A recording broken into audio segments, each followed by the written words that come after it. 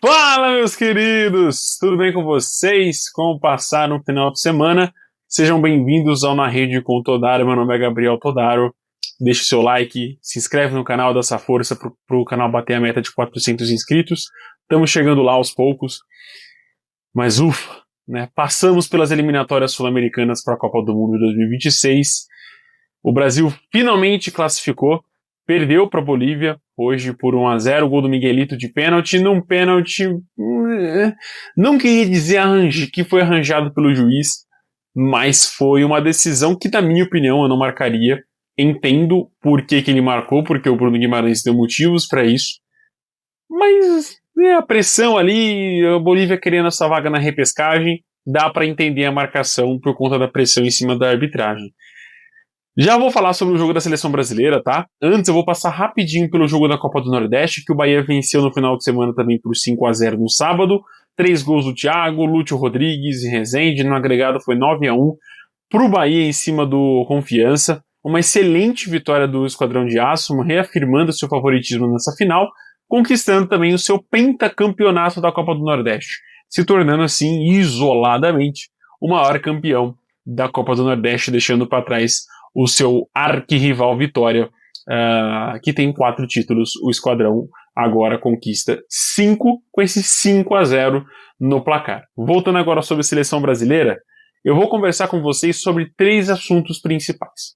O primeiro é sobre as eliminatórias. O segundo, eu quero trazer uma análise completa desses 3 anos que passamos agora de preparação para a Copa do Mundo. Eu acho muito difícil a gente ter um ar de disputa nos amistosos que nos preparem muito bem para uma Copa, como pode ser uma eliminatórias, né? Que tem essa questão de psicólogo, de psicológico, de pressão, né? De precisar conquistar pontos para classificar. Eu acho que os amistosos não vão servir tanto para isso, não conseguem proporcionar isso para os jogadores e também para a comissão técnica, torcedores, etc. Mas eu acho que pelo menos essa primeira data de amistosos agora para outubro, com Coreia do Sul e Japão, é uma boa data, são boas escolhas de seleções, eu acho que pode render ali bons jogos para o Brasil e bons testes. Mas enfim, vou falar também sobre essa preparação dos 3 anos, e por fim eu quero dar uma passada geral sobre todas as eliminatórias. E aí vou explicar um pouquinho para vocês como vai funcionar a Copa do Mundo. Então assim, Gustavo, desculpa, cara, o vídeo vai ficar grande, vamos tentar fazer milagre para esse vídeo ficar bom. Mas enfim, vamos lá, cara. Se inscreve no canal, dá essa força. Olha o trabalho que eu vou ter nesse vídeo. O trabalho do Gustavo nesse vídeo de edição, cara. Um abraço, Gustavo.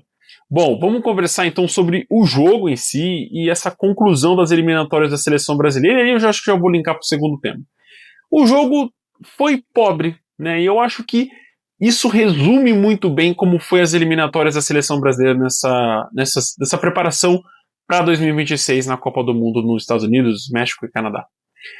Foi um jogo muito abaixo da seleção, de criatividade, de criação de jogadas, de envolver a seleção boliviana, que não é uma seleção que daria muito trabalho para o Brasil no nível do mar, digamos assim, mas jogando na altitude, é o estádio com maior altitude das eliminatórias, é o estádio onde o Brasil jogou o seu jogo com maior altitude da sua história. Então, assim, tudo levou para o Brasil não ter um desempenho bom. Mas eu acho que em certos momentos, cara, ali da partida, você percebe que já tá no cumprimento de tabela, já caiu naquele espírito da seleção brasileira de amistoso, né? Muitos erros infantis de cruzamento, de bola parada, de definição de passe, de finalização. O Brasil acertou 3 chutes no gol apenas, 1 chute para fora, um total de 10 finalizações. A Bolívia teve mais do que o dobro, foram 21 finalizações da Bolívia, 6 para fora e 8 no gol, inclusive uma delas obrigando o Alisson a fazer um milagre no segundo tempo para garantir esse 1-0 no placar. Né? Não tínhamos bola na trave, etc. O Brasil teve mais posse de bola, controle da posse, principalmente no setor de defesa, e isso dificultou muito o processo de criação da seleção. Acho que os testes que o Ancelotti fez nesse jogo, assim, foram nulos, não dá pra gente fazer uma grande análise da seleção brasileira nesse jogo por conta da falta de competitividade, da questão da altitude, da questão anímica dos jogadores que estava completamente diferente. Então, esse jogo da seleção brasileira, para mim, é completamente a parte das eliminatórias. Como um todo, e aí a gente vai para a tabela das eliminatórias. Gustavo, deixa aqui a tabela inteira, e aí depois eu vou falar para você aqui os classificados, e aí eu quero focar neles. Primeiro, a Argentina ficou com 38 pontos, Equador em segundo com 29, seguido de Colômbia com 28, Uruguai com 28, Brasil com 28 e Paraguai com 28 pontos. Lembrando que separou o Brasil de Paraguai foram saldo de gols. 3 gols apenas separaram Brasil do Paraguai e a quinta para a sexta colocação da seleção brasileira nessas eliminatórias. A Bolívia, com a sétima colocação, com 20 pontos, vai disputar a repescagem da Copa do Mundo diretamente, né, lá o torneio classificatório, como a FIFA está chamando, junto com eu anotei aqui, né, a seleção que vai disputar ali, a Nova Caledônia.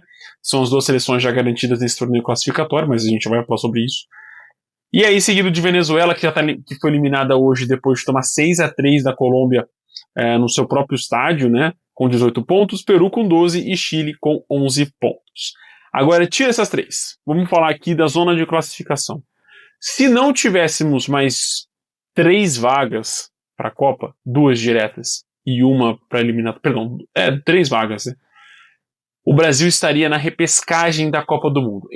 Para a Copa do Mundo 2022, isso foi o que aconteceu, né? O Brasil estaria sim na repescagem da Copa do Mundo para 2022. É uma pontuação pífia. Iguala a pior pontuação da história da seleção brasileira, que foi em 2002, quando teve 28 pontos. Nessas eliminatórias, das seleções classificadas, o Brasil teve a seleção que teve mais derrotas. São 6 derrotas para a seleção brasileira. Isso eu, obviamente, tiro a Bolívia porque ela foi para a repescagem. Então, das 6 que classificaram diretamente, o Brasil tem a pior campanha, obviamente, de todas elas, mas sofreu menos gols, não sofreu menos gols, né? Marcou mais gols do que os outros concorrentes, por isso ficou ali na quinta colocação, no caso, concorrente ao Paraguai. Não tem saldo melhor do que Uruguai, não tem saldo melhor do que Colômbia, então fica na quinta colocação com esse amargor da pior campanha, acho, de sua história, desses mais de quase 100 anos de seleção brasileira em Copa do Mundo. Vai disputar a próxima Copa, vai estar lá, mas é uma eliminatória carimbada pelo 4-0 da Argentina na Argentina em cima do Brasil, e também por conta disso, né, são 24 gols sofridos do Brasil, abaixo apenas de Colômbia e Argentina, são 17 gols sofridos do Brasil, atrás apenas de Colômbia com 18. Né, é a segunda pior defesa da zona de classificação.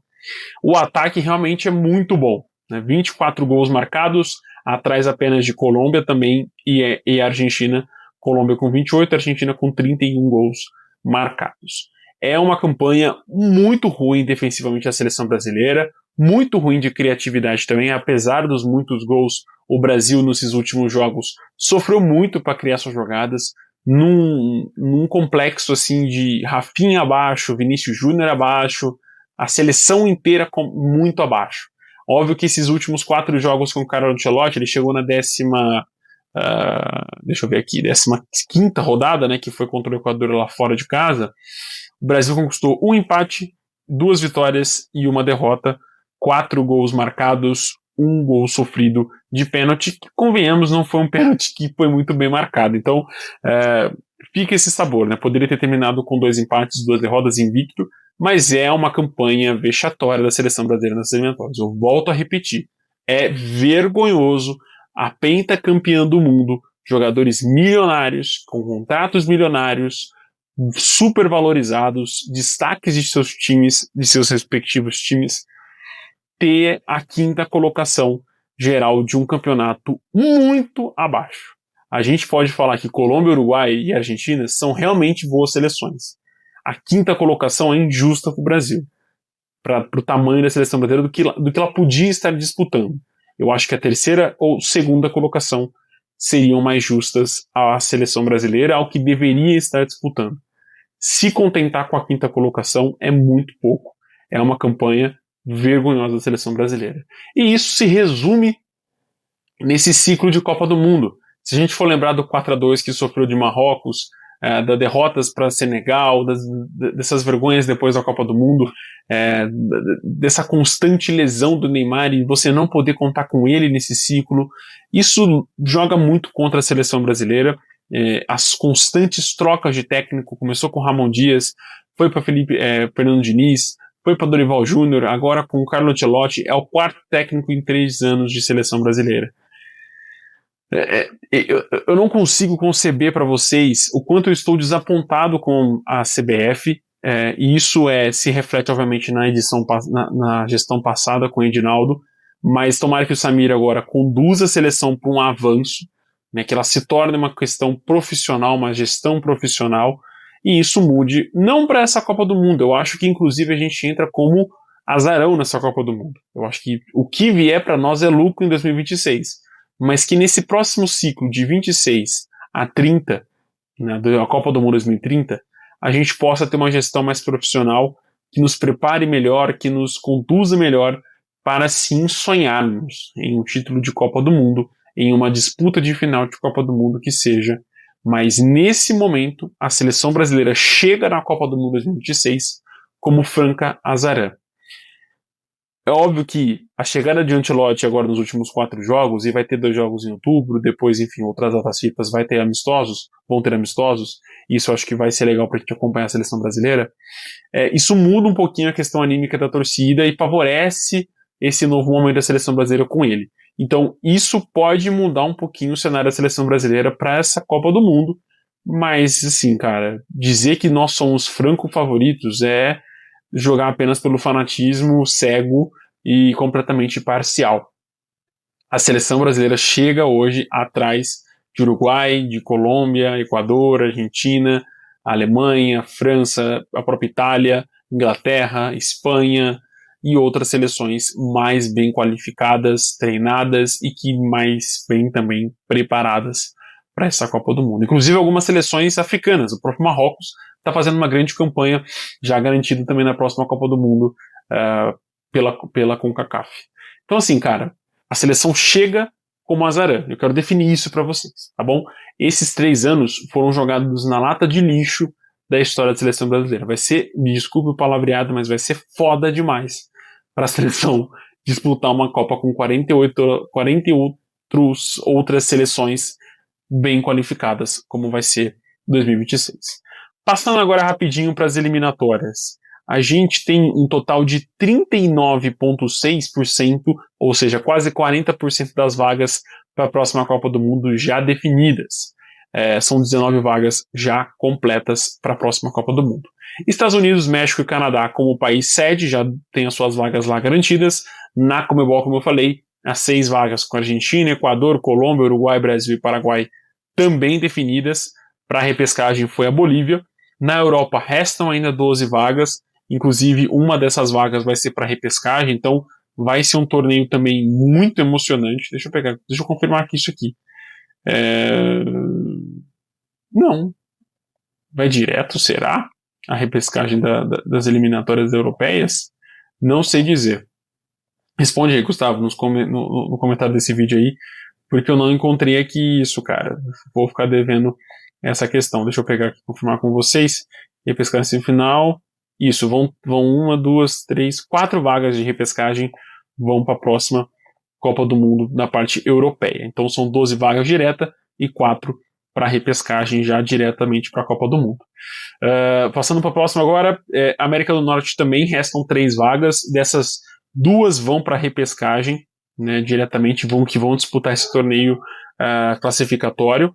Na Ásia, temos já Irã, Uzbequistão, Coreia do Sul, Jordânia, Japão e Austrália já classificados para a próxima Copa do Mundo, e foram definidos 2 grupos com 3 times.